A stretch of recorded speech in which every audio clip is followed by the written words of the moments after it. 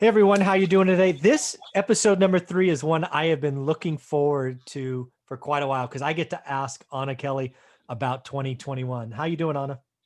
I am great. Happy New Year. We're almost at the end of 2020 where we can finally say in 2 days, hindsight is 2020. Let's just look forward and look forward to the great things in the future, right? Yeah, 2020's been a year. It's been a year. But let's talk about 2021. So first and foremost, people have to realize you had an amazing 2020. You did a summary, I think, in early December. Maybe it was around the 15th. That's like you just jotted what you were able to accomplish, and it was amazing. So congratulations. Thank you, Michael. It's really neat because when you just keep doing what you know you're good at and you just keep reaching for your goals, you feel like you're just drudging along and there's Yeah. so many things that are unforeseen that you didn't get to do this or that. And quite frankly, we did a goals topic last December and we're like, Yep. what are our goals for 2021? And a bunch of those goals I did not meet and Yeah. the market just didn't give me what they were. So I was kind of feeling like, I did some good things this year, but man, I wish I could have done this or this. And someone asked on Bigger Pockets, like, what have you done for 2020? Let's not think about the negative. What's been positive? So I'm just like, okay, I did this. And then it was like, wow, I actually made progress. And we have to take that time to slow down and say, what can we celebrate that we've done really well this year? And whether Yeah. it's one deal or 10 deals or whatever, it's so important to sit down and enjoy that moment and celebrate those victories because it gives you joy and hope for the future that next year's just going to be even better. Yeah. Yeah, it's important for me. 2020 didn't hit all the goals I wanted, but again, it's important to realize for most people, this will be the hardest year of your life, 2020. So Yeah. what that means to me is, A, you survived. Yes. Congratulations. And now you have that fuel or that memory for when, because we will have another recession. Yes. I'm sorry, it'll happen. So Mm-hmm. just remember, you survived 2020. You were told to stay home for 6, 7, 9 months, whatever it is, and we got through it. So yeah, 2020's hindsight. I love that. I'm curious what you are going to do in 2021 because I'm just going to sit here and listen because this is going to be amazing. I'm sure. I hope so, Michael. I hope I don't disappoint you. That's a lot of pressure, but I'm excited. I'm excited and hopeful for the next year.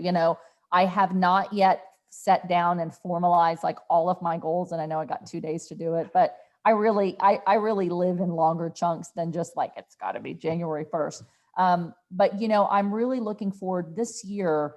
I was planning on accumulating a lot at the beginning of the year. And then by the time we started seeing COVID and I started seeing the prices really going up, Yeah. once we knew, hey, we have weathered the potential storm of eviction moratoriums and people not paying. And thank God my tenants were very, very good and faithful to figure out a way to pay the rent. And we ended up doing okay.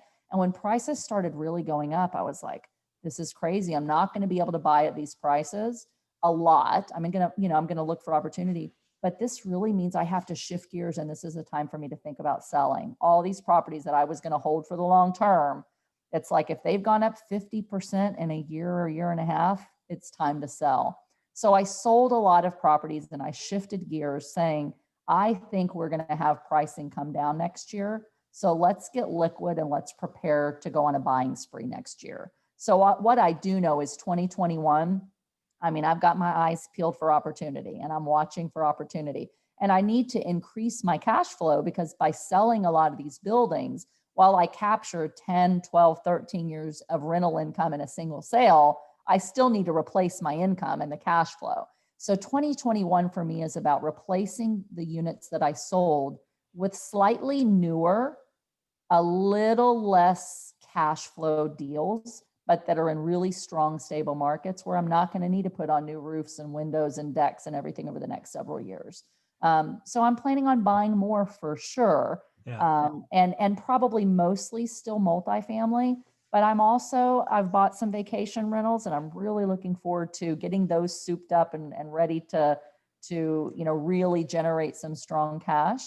And I am about to be hopefully locked up on a land deal that we're going to be exploring next year and having fun with that. So those are the three things I know I'm going to be really focused on financially for 2021. Well, I'm going to add one more cherry on top of that. You have a book in you that needs to come out.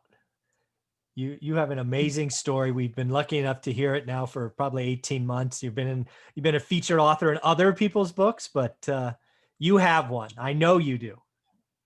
And I'm glad you said that, because in all the craziness of this last few days, getting ready for year end, all the stuff you got to do by the end of the year for taxes, I forgot to say that. But yes, that's one of my big, hairy goals for next year. And I've been really working for about a year loosely on, I jot down in a book, this is what I want to write about. And these are the things that I can help people about. So I really want to finish my book in 2021. Start it, finish it, publish it.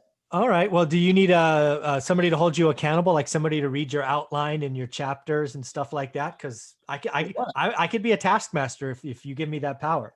Let's do it, Michael. That'd be great. What am I getting myself into? Yeah. Oh. Yeah, that would be awesome. So I do, part of 2021 for me, and I know I've said this, earlier on, but really in the future, it's so important to me to be able to do projects where I'm really making an impact. And my new brand, Greater Purpose Capital, is all about, bringing in investors who want to invest in projects where we really make an impact with our dollars, and really working to create some programs this year, in addition to the book, some programs this year for our residents, so that we can really give back and teach even basic money management principles and basic mindset and growth principles to young children and to teenagers and to single moms in these apartment buildings, where we can really help them to see how it's possible to move from where they are toward taking control of their financial future. So the book is part of that, that I'd love to get in the hands of the people in my community. But really the types of deals that I'm looking to do going forward are really going to be deals that are going to make a huge impact. So 2021 for me isn't just about let's accumulate more. It's like, how can we accumulate more and create cash flow, but only in deals that are really going to make a difference in other people's lives too. That's So awesome. that's what I'm super excited about. Well, one of our videos next week, so we'll let you get through the end of the year and all that stuff, but we are going to do an episode just on your book. We're going to set some dates, and I'm just going to hold you accountable, and we'll see what happens. You mean live in front of all of our viewers? Well, it doesn't have to be. Maybe. We'll see. Y'all are going to have fun with Michael and I next year. Yeah, exactly. So yeah, the other thing that, when I look at my year, so I break my year down into 13-week chunks. I'm just a sales guy, and I was always quarterly driven. So one of the things I have down is I'm looking to increase cash flow by $1,500, every quarter is my goal.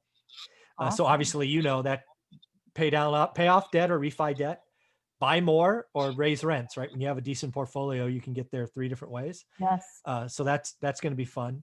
I have 2 refis that are going to actually blow that away, that probably will close by the 15th of next year. But yeah, I do plan to buy more next year. The other thing I'm looking at, and it may prove to be too hard or too expensive in California, is build to rent.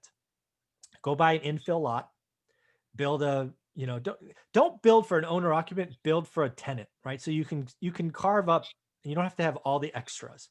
Yeah.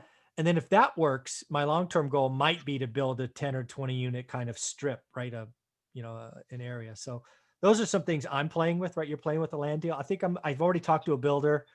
I'm going to do an infill lot first. But yeah, I want to learn and grow and push myself as well. And then for me, it's also helping students. I'd love to get to a point where, I'm already having somewhere between 30 and 40 students sign up for one rental at a time every month.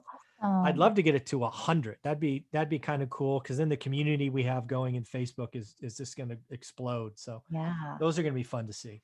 Oh, that'll be so awesome. I know you're going to do amazing, and they're going to get so much value. So that's going to be super exciting to watch. Yeah, we shall see. So this is going to be fun. This is a lot of fun. It always is. And I thank you very much. Thank you so much. Happy New Year. Yep.